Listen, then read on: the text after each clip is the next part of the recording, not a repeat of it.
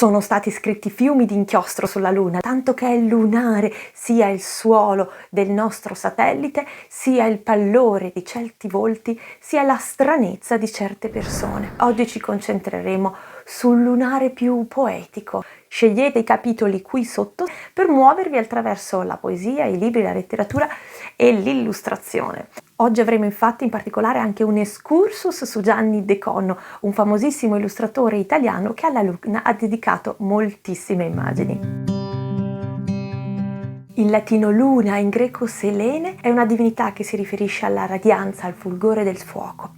Non è chiarissima la sua genealogia, viene associata spessissimo al sole, Elios, ma non si capisce bene se è come figlia, moglie, varia a seconda delle circostanze. Sicuramente ritorna questo senso di luminosità e la ciclicità importante della Luna, a tal punto che poi viene riferita alla fertilità e al calcolo del tempo. Risale all'epoca antica della dea Selene la poetessa Saffo. Di lei avrete probabilmente sentito parlare, viveva sull'isola di Lesbo in un'epoca molto lontana, nel VI-VII secolo a.C., praticamente 2700 anni fa. Sono suoi questi 3 famosissimi versi. La luna e le Pleiadi sono tramontate. È mezzanotte, le ore passano e io rimango sola nel mio letto. A volte guardo la luna e immagino di incrociare di riflesso gli sguardi di tutti quelli che l'hanno guardata. Questa frase così delicata è di un mio amico. Parlavo con lui della creazione di questo video e mi è molto piaciuta questa frase così spontanea perché dimostra come la Luna abbia trapassato i secoli, grande spettatrice degli amori, dei dolori, delle guerre, delle vittorie di tutta l'umanità. Quello che vi ho letto è un messaggio WhatsApp che ci siamo scritti nel III millennio, ma non è così diverso da quello che poteva scrivere Saffo nel III secolo a.C. Abbiamo cambiato le parole, ma tutti guardiamo alla Luna nello stesso modo e ci ritroviamo, ci sentiamo trapassando i secoli. Per sottolineare la varietà di epoche e di tematiche, vi porto adesso una poesia di Whitman, il cantore del sogno americano, vissuto alla fine del 1800. Abbassa il tuo sguardo, bella luna, e inonda questa scena. Versa benigni i fiotti del tuo nimbo della notte, su volti orrendi, tumefatti, violacei. Sopra i morti riversi con le braccia spalancate. Versa il tuo limbo generoso, sacra luna. E questa poesia, come quella di Saffo, viene da Poesie alla Luna, un grande libro nel formato che raccoglie poesie di tutte le epoche, dall'Oriente all'Occidente, dall'antichità ai tempi più moderni, mirabilmente illustrate dal poeta delle illustrazioni Gianni De Conno. Questo libro è un omaggio di immagini alla poesia della Luna e all'arte di chi guardandola ha trovato le parole per raccontarla. Se il video vi sta piacendo, continuate a rotolare con noi. Su questo canale Le Ruote Quadrate ci divertiamo a passare dalla letteratura alla scienza con grande curiosità. Quindi iscriviti, qui sotto c'è il pulsante, fatto? E già che sei lì, schiaccia pollicino in su per sostenere il nostro canale e far capire a YouTube che ti piace quello che stiamo facendo. Grazie! Proseguiamo il nostro viaggio guardando la superficie lunare pensando alla musica. Sicuramente conoscete i brani dedicati al chiaro di luna di Beethoven o Debussy, entrambi famosissimi. Come sempre nella descrizione al video lascio ampio spazio ai link dove potete approfondire. A ben vedere anche la musica leggera ha moltissima luna, tipo E la luna bussò, river. Insomma un sacco di luna. Qual è la prima che vi viene in mente? Scrivetelo nei commenti. Ma oggi vorrei farvi scoprire un altro brano dedicato alla luna che forse è un po' meno noto. È O falce di luna calante di Respighi, che altro non è che la messa in musica della omonima famosissima poesia di D'Annunzio, O falce di luna calante. Si tratta dunque di musica classica sì, ma di un'epoca molto recente, degli inizi del Novecento, perché Respighi appunto ha vissuto al cavallo del Novecento, potendo accedere ai testi di D'Annunzio, praticamente suo contemporaneo. Mi piacerebbe farvi ascoltare direttamente il brano, però per rispettare il copyright non lo farò. Vi lascio nuovamente il link anche in questo caso, vi leggerò dunque personalmente la poesia.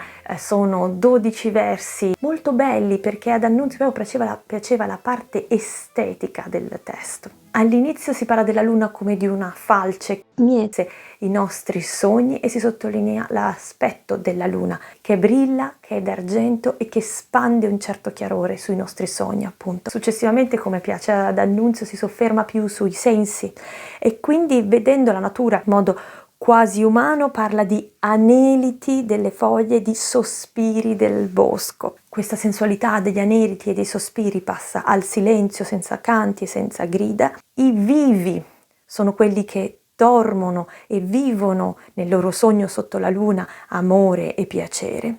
E poi, in conclusione, torna la falce di luna che guarda la messe dei nostri sogni dall'alto. Oh falce di luna calante, che brilli sull'acque deserte. Oh falce d'argento, qual messe di sogni ondeggia al tuo mite chiarore quaggiù. Aneliti brevi di foglie, sospiri di fiori dal bosco esalano al mare.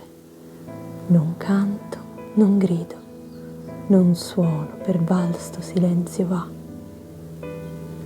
Oppresso d'amore e di piacere il popol dei vivi s'addorme. O falce calante, qual messe di sogni ondeggia al tuo mite chiarore quaggiù. Ora, per togliervi una curiosità, vi accompagno nel processo di associazione mentale che ha portato alla generazione di questo video, che non è così diverso da come sono nati altri video. Anni fa ho seguito un corso di disegno brutto tenuto da Bonaccorsi. Quest'anno mi è venuta voglia di approfondire cercando uno dei libri di Bonaccorsi. Ha riunito in questo libro tutta una serie di suggerimenti e di esercizi per riavvicinare gli adulti al grafismo. Mi sono chiesta cos'altro ha scritto Bonaccorsi e ho scoperto questo piccolo saggio su Gianni De Conno, un famoso illustratore che ricorda molto il surrealismo, tant'è che il titolo è Il surrealismo gentile di Gianni De Conno. Gianni De Conno, classe 1957, ha collaborato con le più grandi testate dell'editoria. Sue sono molte copertine di libri famosi nelle edizioni contemporanee e ha esposto in città disperse in tutto il mondo. Come nasce un'illustrazione? Alla base c'è un processo che ricorda molto quello della scenografia. Infatti De Conno ha studiato alla scuola di cinema, comincia studiando lo sfondo, esattamente come una scena teatrale, e poi fa muovere i personaggi in questo spazio, con spesso delle luci nette, dei tagli netti, dei contrasti molto interessanti. Trovo azzeccato anche il riferimento al surrealismo, perché tra pesci giganti, accostamenti inaspettati, surrealismo è la parola sicuramente più azzeccata. Vi sto lasciando scorrere alcune immagini dei suoi lavori che a me sono piaciute particolarmente e che hanno come sfondo la luna. Ho scoperto che De Conno ha illustrato un intero libro di poesie dedicate alla luna, ed ecco che torniamo alle nostre poesie alla luna. In questo libro, fin dalla copertina così evocativo, con un uomo che sembra quasi un sapiente che regge una scatola ricca di notte, dalla quale fuoriesce la luna. È un libro completamente illustrato che dedica una coppia di pagine a ogni poesia. Questa per esempio è quella di Emily Dickinson. I toni sono veramente surrealisti, come le balene che nuotano in un cielo dove troneggia una grande luna tonda. E poi le associazioni mentali viaggiano. Mi sono ricordata, oddio, falce di luna calante di D'Annunzio, e da lì mi sono ricordata della versione musicata, e dalla versione musicata dei ulteriori brani musicali che trattano la luna. È così che nascono molti video, e le gemmazioni non si fermano qui. Per esempio sul libro Il surrealismo gentile di Gianni De Conno ho trovato un'illustrazione molto bella di una grande luna raggiunta con una piccola scala Pioli, che altro non è che un racconto delle cosmicomiche di Calvino. Attendetevi prima o poi un video sulle cosmicomiche, tutta colpa di Gianni De Conno. Dopo tante lune di De Conno vi lascio con un suggerimento: Se la scrittura vi incuriosisce e volete sapere come siamo arrivati alle faccine sui cellulari partendo dalla scrittura cuneiforme, c'è un video apposta per voi, ve lo lascio qui. Potete cliccare, approfondire un po' di storia della scrittura e scoprire anche la poesia più antica al mondo. Grazie di essere stati fino a qui, mi raccomando like se vi è piaciuto il video, condividetelo anche con gli amici e continuate a rotolare con noi. Ciao! Per sottolineare sempre in questo, successivamente sempre in grande studio, è una divinità che si riferisce alla